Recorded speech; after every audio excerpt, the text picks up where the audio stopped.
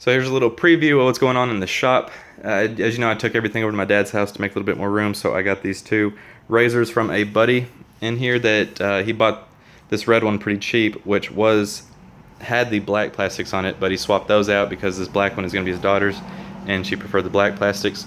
So the black one was a 50-inch, and this red one had a Super ATV 6-inch lift kit on it, which it's all laying right here. The brake lines, the A-arms, and it's the old school Super ATV lift kit. It's not even arched in the front or anything. It had a couple torn boots on the tie rods there, so I'm swapping those out for him. We're gonna take that front diff out and swap it out with one that's got a busted cage in there that he just wants to put on his other one. He's got like 3 or 4 razors, so we're kind of piecing one together here.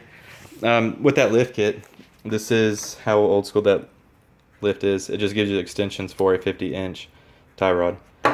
There's the bracket for it, all the brake lines, and a bracket lift for the 50-inch.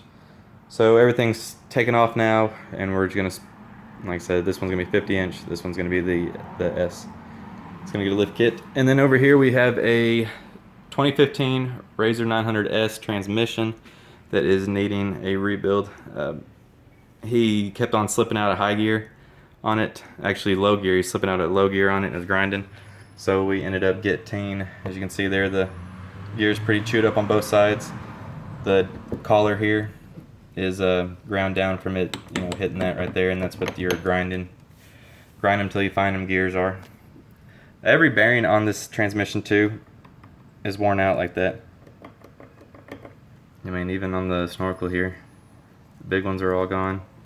The spool looks fine. We're gonna swap out every seal, every